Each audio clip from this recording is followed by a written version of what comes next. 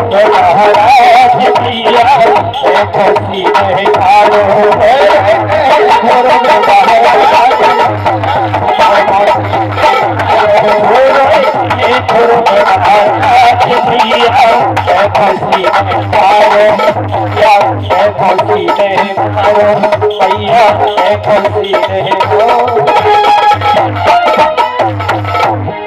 जब ध्रुव ने ऐसी घटना अपनी मां को बताई तो किस माता का कलेजा नहीं हिलेगा।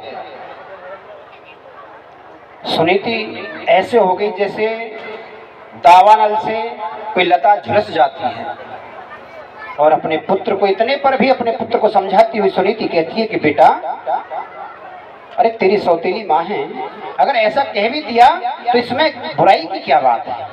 उसने सही तो कहा है कि उस पिता की गोद में बैठ, जिस पिता की गोद में बैठकर किसी अन्य पिता की आवश्यकता ही नहीं रहती है, ऐसे पिता की गोद में बैठ और इसके लिए तप कर। उसने कहाँ गलत कहा है। सुनीति ने अपने पुत्र को समझाया कि बेटा, ये तो संसारी पिता हैं, इन संसारी पिताओं की गोद में बैठ करके क्या लाभ। उस पिता की गोद में बैठ, जिस पिता की गोद में बैठने के बाद अन्य किसी गोद की आवश्यकता ही नहीं रहती है और उसके लिए तप करना पड़ेगा। सही कहा है तेरी माता ने। तो ध्रुव कहने लगा कि मैया वो पिता कौन सा है। मैया ने कहा कि वो परम पिता है, पिताओं का भी पिता है। उस परम पिता की गोद में बैठ और उसके लिए तप कर जा। अपने पुत्र से कह दिया जा तप कर। 5 वर्ष का बालक है, उससे कह दिया जा तप कर। कोई कह देगी माता अपने पुत्र से ऐसा? लेकिन सुनीति जानती थी कि मेरे पुत्र का कल्याण ही तब होगा जब घर से बाहर निकल करके भगवान का तप करेगा, भजन करेगा। घर में रहेगा तो राजा बनकर के रह जाएगा और घर से बाहर चला गया तो प्रभु के तप में लगकर अपना कल्याण कर लेगा और अपने पूर्वजों का भी कल्याण कर देगा। उसी समय वह 5 वर्ष का बालक ध्रुव घर से निकल गया और वन की ओर चल दिया। वन में अकेला नंगे पैर जा रहा है तो अकेला जाता हुआ देखकर भगवान ने कृपा कर दी ध्रुव पर। स्वयं नारद के रूप में भगवान प्रकट हो गए वहां पर और कहने लगे कि बालक कहाँ जा रहा है।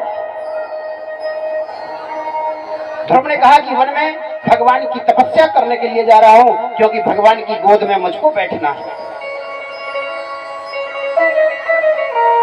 नारद जी ने उसका संकल्प जानना चाहा कि इसका संकल्प कहीं कमजोर तो नहीं है। हाँ, कभी जाए और लौट आए। उसके संकल्प को जानना चाहा कि कितना दृढ़ संकल्प है इसका। तो नारद जी ने उससे कहा कि बेटा, जंगल है, वन है, यहाँ पर अनेकों पशु, जो खूनी पशु रहते हैं, ऐसे खूंखार पशु जंगल में रहते हैं, तुझको मार कर खा जाएंगे। तेरे पैरों में चप्पल भी नहीं है, कांटे लगेंगे, इसलिए तू जा, वापस जा। सारी घटना नारद जी को बता दी, किस लिए मैं यहाँ आया हूँ, किसके कहने पर आया हूँ, मुझसे क्या क्या घटना मेरे साथ घटी है, वो सब बता दिया नारद जी को। लेकिन नारद जी ने कहा समझा करके कि बेटा, अभी तू छोटा बालक है, तेरे में मान अपमान का अभी कोई भेद नहीं होना चाहिए, तू तो बालक है, इन बातों का बुरा मत मान, तू जा वापस। लेकिन ध्रुव ने कह दिया कि मैं जाने के लिए वापस जाने के लिए इस वन में नहीं आया, मैं यहाँ आया हूँ तो भगवत प्राप्ति के लिए आया हूँ। मुझे बिना भगवत प्राप्ति के वापस नहीं जाना है। कबरा नौका काठ की खड़ी पुरानी धार और केवट सो पर्चे नहीं, कैसे उतरे पार। अब भगवान को प्राप्त कर लेना कोई इतना सरल काम तो है नहीं। जब नाव नहीं हमारे पास तो नदी पार कैसे होगी। जब हम पर तैरना नहीं आता और नाव भी नहीं है तो नदी कैसे पार होगी। नदी पार करने के लिए तो नौका की आवश्यकता पड़ेगी। ऐसे अगर भगवान की प्राप्ति करनी है तो गुरु की आवश्यकता पड़ेगी। अब भगवान स्वयं नारद के रूप में गुरु बनकर के वहां पधारे और उसका संकल्प जब भगवान ने देख लिया, नारद जी ने देख लिया कि इसका संकल्प दृढ़ है, तो नारद जी ने भगवत प्राप्ति का मार्ग बताया। कहने लगे कि गुरु कृष्ण रूप हन शास्त्रे वे प्रमाणे, गुरु रूपे कृष्ण कृपा करे न भक्त गणे। कि हे बालक, जब किसी के जीवन में गुरु आता है तो इसको भगवत कृपा समझना। भगवान की कृपा के फल स्वरूप ही किसी के जीवन में गुरु आता है, क्योंकि स्वयं भगवान ही गुरु के रूप में उसका कल्याण करने के लिए आते हैं। तो जब तक उनकी कृपा नहीं होती तब तक वह मार्ग हमको नहीं मिलता। आचार्य मां विजानीयात नाव मन्येत कहर्चिता न मध्य बद्ध असूयत सर्वदेव मयो गुरु। क्योंकि भगवान कहते हैं कि आचार्य मां विजानीयात नाव मन्येत कहर्चिता, इस आचार्य को, इस गुरु को मेरा ही रूप समझना।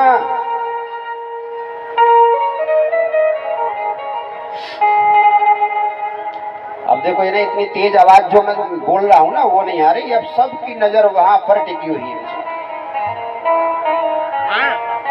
भैया इनके बीच में थोड़ी देर जाकर के खड़े हो जाना, तसल्ली से देख ले। हाँ, फिर कल को आएंगी अलग से तो नहीं देखोगी, फिर आज दिखा दें पूरा, देख लो मन भर की।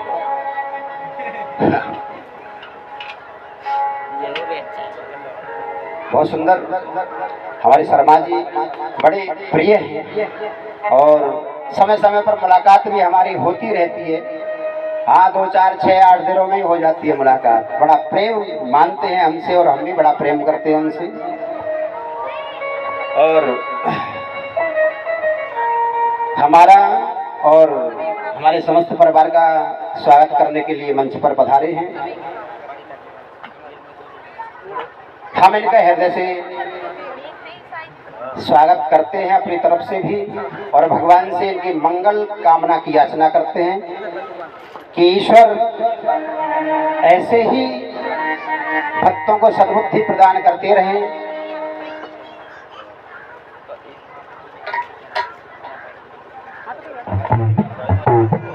क्योंकि जीवन में जीवन गुजर जाता है और हम सीख नहीं पाते कुछ। जीवन निकल जाता है और हम सीख नहीं पाते हैं।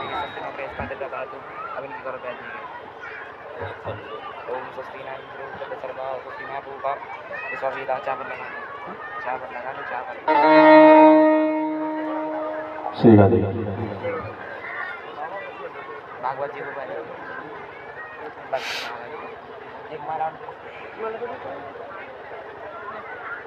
एक बार जोरदार तालियों के साथ वो भागवत जी का सम्मान करते हुए, और हमारी तरफ से भी आपको बहुत बहुत बधाई कि वस्त्र, मिष्ठान और द्रव्य से हमारा सम्मान शर्मा जी ने किया। बहुत बहुत धन्यवाद। भगवान इनको ऐसी सद्बुद्धि प्रदान करें, इनके परिवार में सुख शांति आए, खुशियां आए, भगवान की सदैव कृपा इन पर बनी रहे। आइएगा एक भजन, और एक बार हमारे व्याजिन के लिए जोरदार ताली बजा दो। आइएगा। हाँ, अपनी अपनी माँ के लिए एक भजन, बहुत सुंदर भजन है। हमारे रिंकी भैया बहुत बढ़िया गाते हैं, बहुत सुंदर गाते हैं। आइएगा, माँ के चरणों में एक माँ की भेंट अर्पण करते हैं। आइए। बोली बाकी में हरिलाल की, बोली अपने अपने माता पिता की।